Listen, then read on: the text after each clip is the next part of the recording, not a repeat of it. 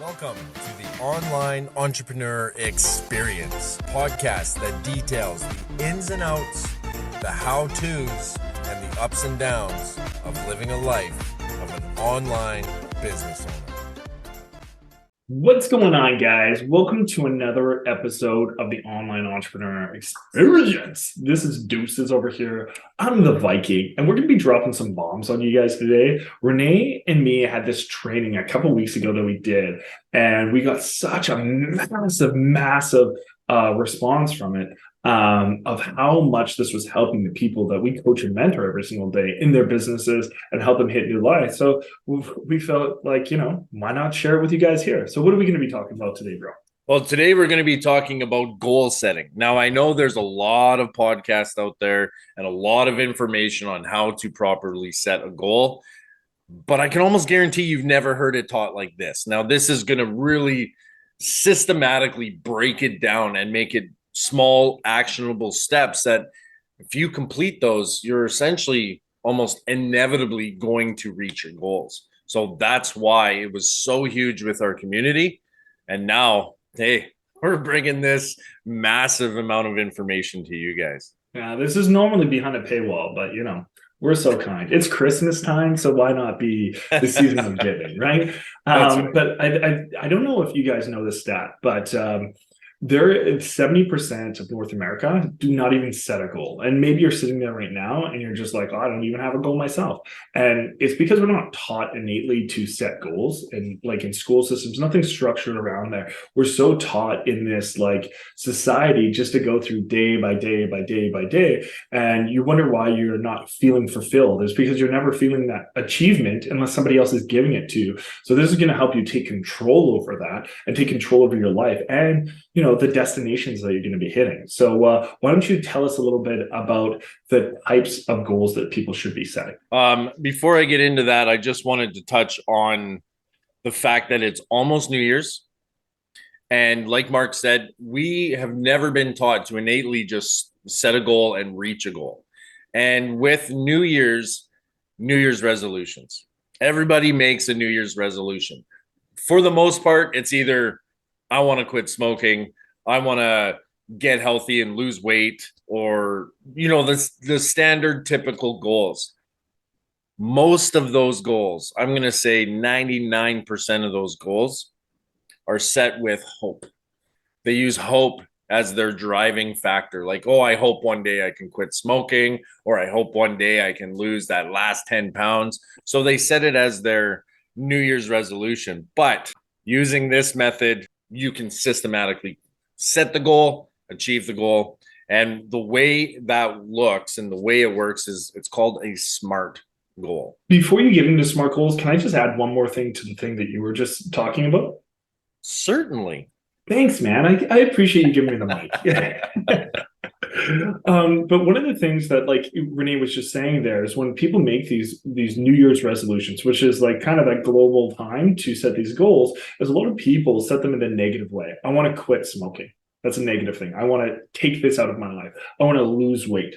I want to take this out of life. So they use it with negative connotations around it, and they don't replace it with anything. It's like, I just don't want these things in my life anymore. And they end up still focusing on those things because all you've said is like, I don't want this. Not what you do want, but they're saying what they don't want. And whenever you set goals from something you don't want, you won't end up achieving the other thing because you haven't said like what you actually do want. I don't like being so broke.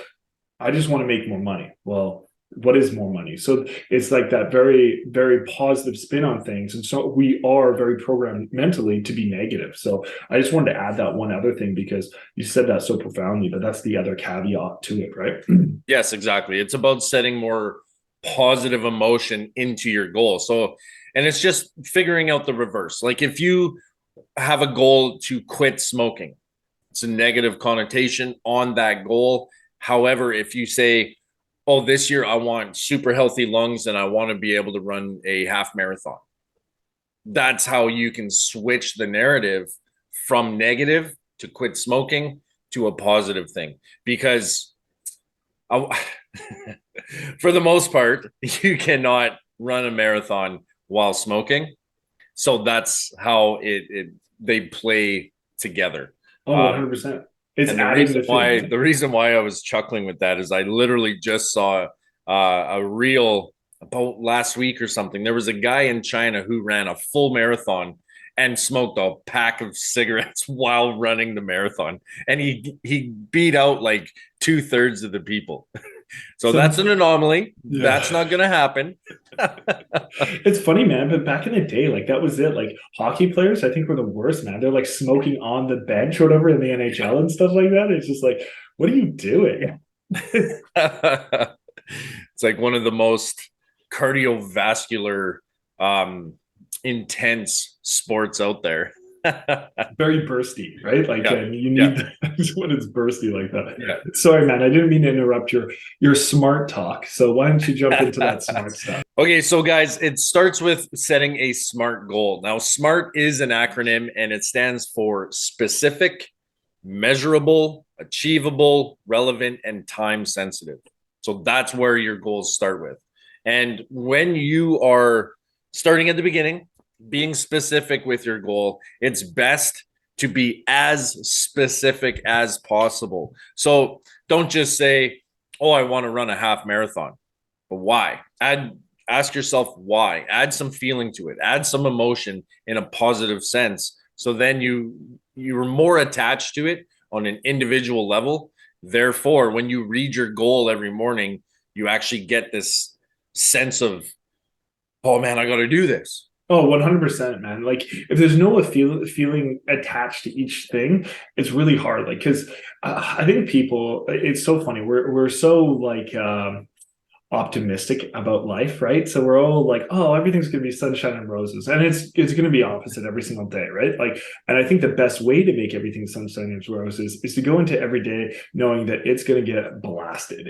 Like, your plan for the day is not gonna go to the plan that you want, right? So if you have no emotion attached to it, it's really easy to just push it to the side and just never deal with it, right? So I think that's kind of that thing that people miss so much. But can you go into a little bit more detail on why it's so important for it to be specific and not vague and actually have that definition around what you're actually talking about? To become more specific with your goal means you're not just attaching more emotion to it, but you're setting the intention as to why you want to achieve this, how you're going to achieve this. And it makes it a lot more, and it goes into the next one, makes it a lot more measurable for whether or not you're in pursuit, you're in the right direction to achieve that goal. Cool. No, and that totally makes sense, bro. Like I totally understand what you're saying. And I think so often people just don't get those functionalities. So I mean, like if you're right now trying to make a goal and it's just like I want to make more money in 2023, or I want like maybe you already have a business and you're just like, oh, I want to get more views on my stuff and not putting actually specific stuff around there. It's gonna be really hard to reach that because let's just say that your normal viewer count is 10,000 people in a month, right? And you have 10,100 people that go view your content next month. You technically have more, but you didn't actually set a framework. So it's really hard to make a plan around that, right? Like it's really hard to get that definition of what you have to actually achieve if it's just like, well, if I stay the same, I'm most likely just going to hit it, right? Yeah, exactly. And when you are being specific with your goals, it's nice to have your overall what you want. So, with Mark's example, you have 10,000 viewers on your podcast or your YouTube channel every single month, but you set the goal that you want more.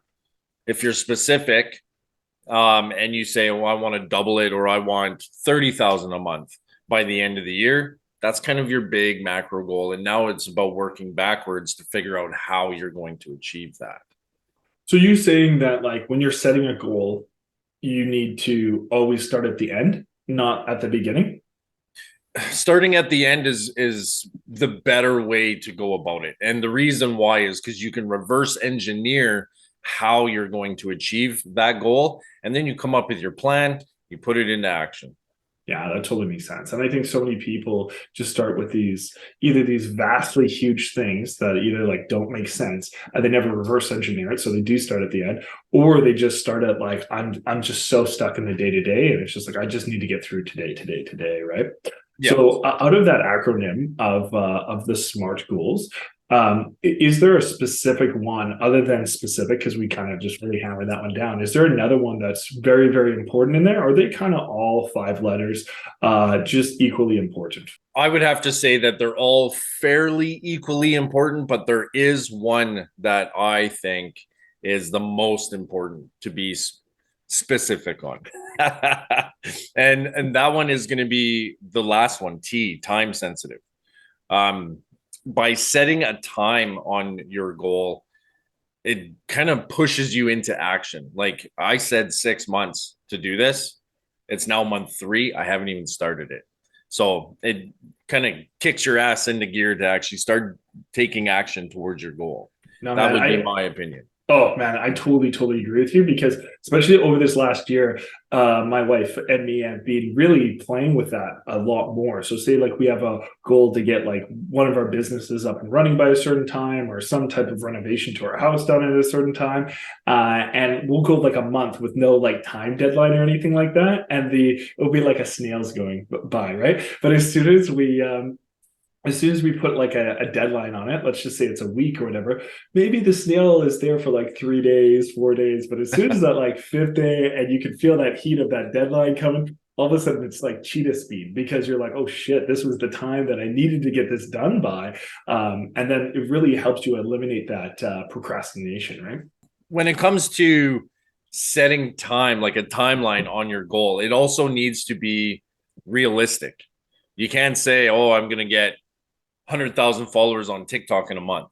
Yeah. I mean, some people may have been able to do it, but it's not a realistic goal that you can create an actionable plan around so that you do achieve it. The people that were able to go from 0 to 100,000 followers on TikTok, I think that was mostly luck and they just kind of fluked out with a couple viral videos.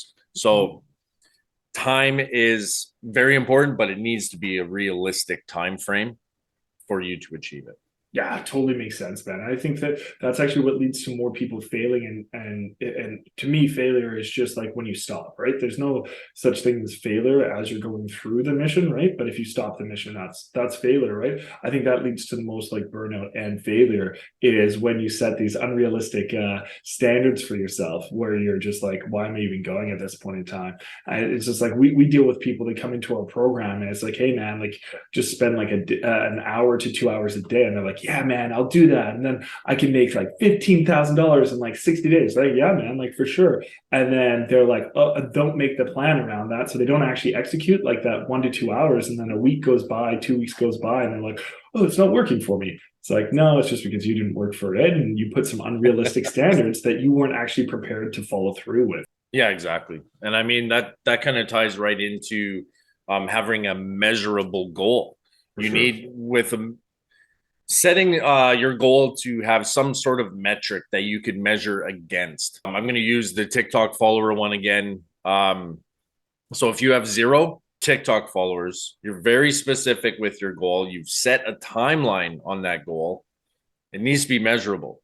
So it's obviously easy to measure if your goal is 100,000 followers on TikTok because you can say, okay, well, month 1, I got 5,000, month 2, and now I have 20,000. You can see how it's measuring up, and you can also see what's working, what's not, what you need to stop doing, what you need to start doing, and what you can continue doing as well. Yeah, for sure. And I think that's great. Like if you want to break it down a little bit further there, it's like you're going to post different types of content, right? So there's a bunch of different types of content. It could be content that's based around like, hey, like follow me. These are the things I'm doing. It could be like content where you're giving value. It could be sales content. It could be just like motivation. Could be so many different things, right? It could just be personal stuff that like, that you're putting out there. It could be clips of like a podcast like this, right? Like you don't really know, right? But what you're going to be doing, but you're going to see what's kind of working, what's not. And we understand this too. It's just like you may send out like these 7 pieces of content every single week of your normal, and if you send out these pieces of content, generally which ones are going to hit, because if you do it for like a month, you've done, say, these 7 pieces or different pieces, you've done them 4 times, and then you can kind of see the actual like averages, right? So like Renee said, there could be one that just pops off and everything like that, and you're like, well, this was the same as last week. There's no real reason, like quantifiable reason for this, but Yeah. it's the one that just popped off. But so So what you see is if you do these things, you're like, okay, so if I do these 7 pieces of content and these types of 7 pieces of content every single week, I normally get 200 followers. Okay, so if one piece is giving me out of those 200 followers in a week, 75 of those followers, maybe I just need to do that a second time. And that's going to be how I get up there. Is it more? Is it less of some things? And then you can quantify that. And then that's how you can raise your scalability and start achieving more in a faster rate because you actually looked at the measurable data. Yeah, that's exactly right. And with your measurable goals, it also needs to be achievable. That's the A in SMART goals. Because as you're going through, like Mark was saying, you can look at the insights, you can look at the analytics of every single piece of content that you're doing and see what stacks up versus the other one, and the one that is doing the best, obviously just double down on that form of content. And in order for you to achieve your goal, you need to take into account these analytics to know what's working, what's not, and so that you can, like I said, double down on what is working so that your goal is highly achievable. And that's kind of the process as you're going through and working towards achieving this goal. Totally makes sense. Now, okay, so we were talking about at the beginning here that there are things beforehand that you're supposed to be doing. Now we're talking about smart goals. So what is it that before you get too far into the goal and mapping out the 5 letters and everything like that to make sure it all fits in, is there anything that you need to do to kind of prime the system before you do it? Just have an honest conversation with yourself. Have what me and Mark do is we write a letter to ourselves from the future, and this helps us to know where we want to be within a year or 5 years or 3 years, whatever you want to set for yourself. And like I said, you work backwards, right? So once you write that letter to yourself, you have that emotional connection to what it is you actually want to achieve, what you want this goal to be. Going back to quitting smoking, if you say you want to run a half marathon, why not challenge yourself a little bit more and run a full marathon? Like, why are you stopping there? And you need to have those honest conversations with yourself as to what it is you actually want, and then you can start applying these SMART goal techniques. I love it, man. I love it. It's like getting your mission statement for like your goal prior to actually getting your goal. And it's just like, why am I actually going to be doing this? And how does this bring that value to me? Right. Yeah, exactly. So it's essentially your why. Why do you want to achieve this?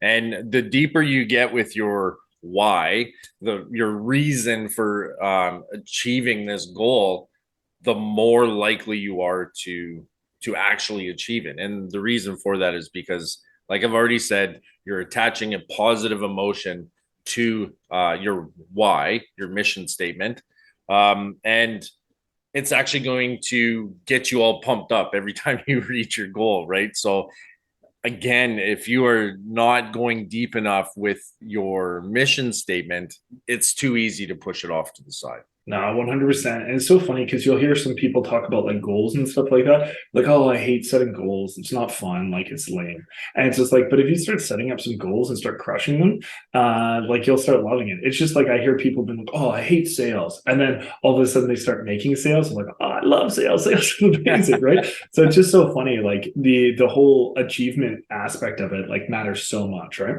Yeah, exactly. And I mean, if you're the type of person that has a hard time not just setting the goal, but actually achieving it, set smaller goals just to get that sense of accomplishment. And then you can achieve a smaller goal a lot easier than your big, huge goal that you want to achieve.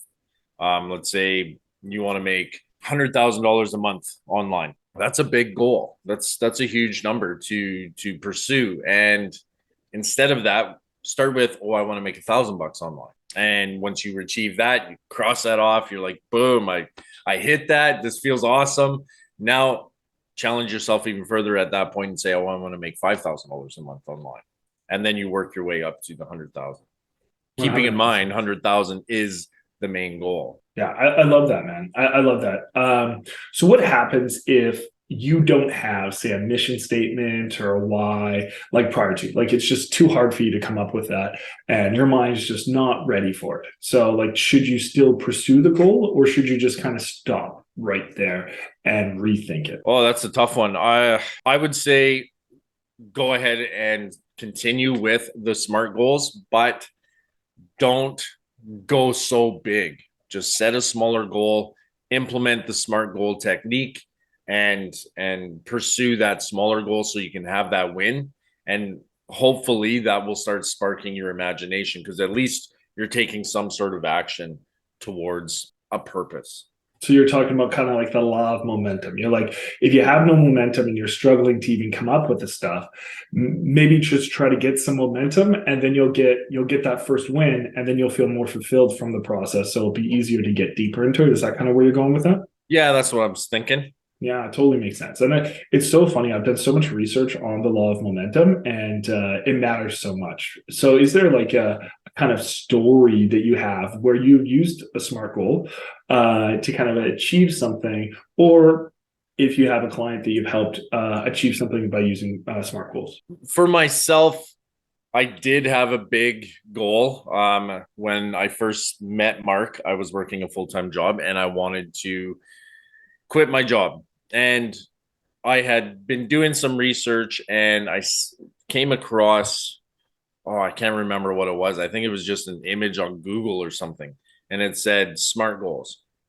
And it said all the words: specific, measurable, achievable, relevant, and time sensitive. And it just sparked a little something. So I started writing down exactly what I wanted, how I'm going to achieve it. And I mean, it did take me a little longer than I wanted it to, but I was able to quit my job in 11 months. And now I run my online business full time and have been ever since. But that, for me, that's probably the first introduction to SMART goals. And I saw the power of it back then. And now I definitely see the power of setting SMART goals now. Oh man, I love that. And I think it's so funny though. Like you're like, oh, like it took me 11 months to achieve this. And now some people will be like, yeah, 11 months is a very long time. And it's like, bro, like you just did something that changed your whole life in 11 months. Like that's nothing. Like if you're gonna live till 80, that's 1/80th of your life it took you, or less than 1/80th of your life that it took you to achieve something that's revolutionary, that majority of mankind can't say that they have achieved. And but it's so funny how we just like almost sometimes have those unrealistic precedents that put in there. Oh, I could just do these things. And it's just like, well, I mean, like, whatever. What if it took you 3 years to have quit your job? It would still be worth it, because you wouldn't have to deal with a dickhead boss telling you that you're over promising you what you're going to get paid, under delivering on that, and then dealing with their BS and building other people's dreams where you constantly get carrots put in your face, right? Like that's 3 years isn't a lot of time in the grand scheme of things, right? No, exactly. Because you got to look at the alternative. If Yeah. you don't hit your goals, what's the alternative? So my goal is to quit my job and work online full time. If I didn't hit that goal, I would still be miserable and I would still be working for somebody else, making them rich while I'm having a hard time even paying for groceries for my kids. So the alternative is scary enough to pursue these goals. Oh, 100%, man. No, I love that. And I love that share. Okay. So now that like you've hit your goal, whatever the goal was that you've set out to do, quit your job, let's call it, right? So you've quit your job. So do you just stop there? No, you don't stop there. So once what's you next achieve then? once you achieve the goal, it's time to set a new one. And you, like me, I have usually 3 or 4 goals that I'm trying to pursue all at the same time. And as soon as I achieve one, yeah, I celebrate. But then I set some more. And sometimes it's not just one goal replacing one goal. Sometimes it's 2 or 3 goals replacing one goal. Because for myself, and this is how most people should be, they should be in a constant pursuit to become a better human or more successful or what have you, because I still haven't reached my big macro goal. So it's going to take a couple actionable smaller goals to get there. No, I love that, man. I think that's So good. So I think you said one thing there that so many people miss, and I think it comes from a place of judgment. But and also our society, because everyone loves to be crabs in a bucket, right? But you said that, like, yeah, I celebrate, and then I move on to the next one. So is it very important to celebrate when you win, or should you just be always thinking about what's next, what's next, what's next? It's hugely important to celebrate your wins. It's massively important. Because if you aren't celebrating your wins and you're just getting into this monotonous pursuit of achieving these goals that you set for yourself, then you can burn out. You can fall off the wagon and just say, you know what, all this work and all this effort's not really worth it. So it is important for you to celebrate your wins.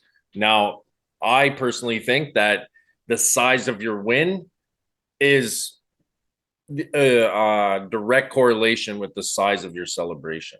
So if you set a goal to not look at your phone at work for the day, your celebration isn't a week in Cabo because you didn't look at your phone for a day. But if you do have a goal that is, let's say, $100,000 a month with your online business, yeah, go celebrate with a week in Cabo when first time you hit that. It allows you to just bring in more positive emotion that's attached to that goal that you just achieved. Yeah, I love that, man. And I think like so many people, either one, they don't celebrate, or two, they like almost over celebrate everything. And then it almost makes everything meaningless, right? And I think there's a really kind of fine line, happy medium of how you're supposed to be celebrating different things. Like, yeah, man, like every day, like Renee and me celebrate wins. Like, legitimately every freaking day we celebrate wins. But I like, it's not like, hey, like, bro, we're going away this weekend. Woo! I did my to-do list for the day. Yeah.